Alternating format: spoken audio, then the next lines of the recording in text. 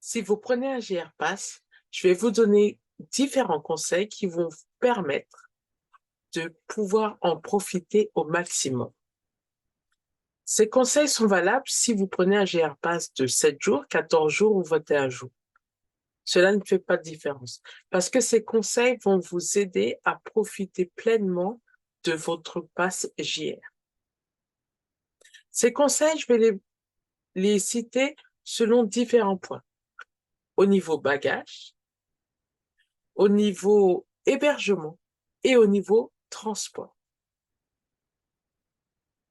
En suivant ces différents conseils ou en prenant le conseil qui vous convient le mieux, cela vous aidera à bien profiter. Pourquoi un conseil au niveau des bagages? Vous l'avez peut-être vu dans mes différentes vidéos, pour avoir une place dans le Shinkansen, selon votre bagage, vous allez devoir réserver ou payer différemment. Donc, si vous avez un bagage qui est un bagage standard, on va dire, donc un bagage simple en soute de taille inférieure à 160 cm, vous allez pouvoir facilement avoir une place dans le Shinkansen que vous pourrez mettre devant vos jambes ou même au-dessus de votre tête. Par contre, si le bagage il est plus grand, vous devez réserver une place spéciale pour pouvoir entreposer ce bagage. Néanmoins, il y a quelque chose d'important à savoir. C'est qu'au Japon, toutes les stations n'ont pas un escalator ou un ascenseur pour pouvoir utiliser les bagages. Donc, je vous conseillerais surtout d'avoir un bagage standard, pas très lourd, ou un bagage cabine dans lequel vous pouvez avoir des vêtements que vous laverez directement le temps de votre séjour, parce qu'il y a de nombreux escaliers au Japon, de nombreux escaliers avec de nombreuses marches. Donc, si vous n'avez pas le bon bagage, ça va être pénible, même si vous prenez suffisamment le train. Si vous devez vous transporter entre différentes stations avec votre bagage et ce sont des stations qui n'ont pas d'ascenseur pour pouvoir vous y amener sur les quais ou sortir de la station, vous allez devoir vous faire vos muscles, les porter tout seul. Et ça, c'est donc le conseil que je vous donne. Ayez un bagage facilement transportable au cas où la station de train que vous allez utiliser nécessite de transporter à travers les escaliers vos bagages. L'autre point que je vous demande de considérer et qui va être mon conseil à propos de l'hébergement. Si vous prenez un GR Pass, c'est pour utiliser le train assez souvent. Selon la durée des jours, vous allez pouvoir faire des impasses sur certains jours, surtout quand vous prenez les grandes durées comme 14 ou 21 jours. Mais si vous utilisez ce pass et que vous avez dans l'idée de faire des économies, prenez un hébergement près d'une station JR. Pourquoi une station JR? Parce que le GR Pass n'est valable que sur les lignes du Japan Rail, pas sur les autres lignes. Si vous utilisez les autres lignes, logiquement, vous payez. Il arrive des fois qu'il y a des interconnexions qui sont possibles, mais ça sous-entend que vous ne sortez pas de la gare. Donc, utilisez une ligne GR pour utiliser obligatoirement vos GR Pass. Et aussi, prenez un hébergement près d'une station JR pour que vous puissiez ne pas avoir à connecter un autre transport en plus à part les trains JR que vous allez utiliser.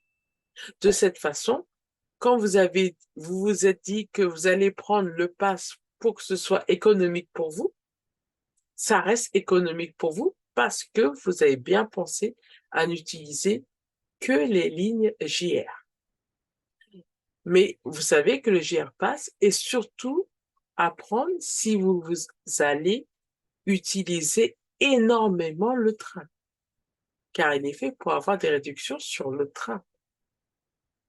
Et c'est là que mon dernier conseil, qui va être basé sur les transports, va vous aider au maximum. Pour profiter de façon efficace de votre JR Pass, il vous faut absolument faire attention aux horaires de train. Vous avez un bagage qui vous permet de monter les escaliers assez facilement. Vous avez un hébergement qui fait que vous pouvez vous réveiller et directement sauter dans le train.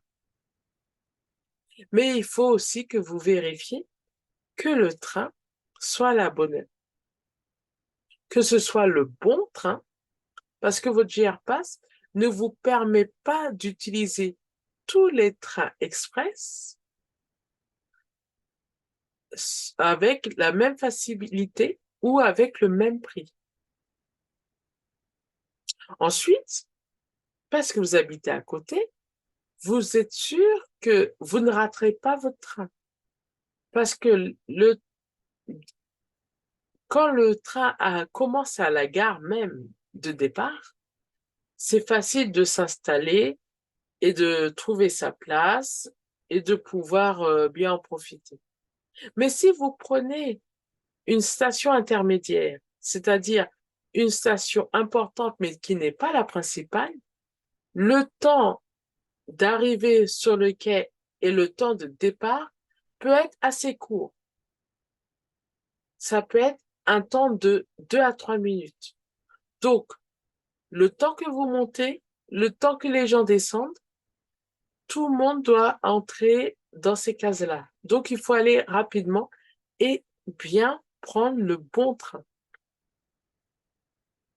Mais aussi, quand vous faites tous vos séjours, vous avez enfin fait l'entrée dans cette gare, vous avez pris le train. Il arrive un moment où vous devez rentrer à votre hébergement. Bien sûr, votre hébergement et la gare sont à côté. Mais ne ratez pas votre train. Ne ratez pas le dernier Shinkansen, car il ne voyage pas toute la nuit. Donc, surveillez bien le dernier train sur lequel vous pouvez prendre pour rentrer, pour ne pas le rater. Sinon, bien sûr, ça va vous faire une autre dépense en plus. Donc, pour bien profiter de votre JR Pass, faites attention à vos bagages. Faites attention à votre hébergement, à l'emplacement de votre hébergement. Et faites attention aux différentes règles d'utilisation du JR Pass qui vous permettront de bien profiter du transport. Et parce que vous êtes resté jusqu'à ce moment, je vais vous donner un autre bonus qui va avec le JR Pass. Le JR Pass est plus qu'un pass de train. Il vous permet d'avoir des réductions dans différents endroits, dans différentes attractions, et ils vont vous permettre aussi d'utiliser ce pass pour pouvoir vous permettre de prendre autre chose que les trains, comme par exemple le ferry de Miyajima, ou certains bus, ou avoir des réductions dans certains hôtels.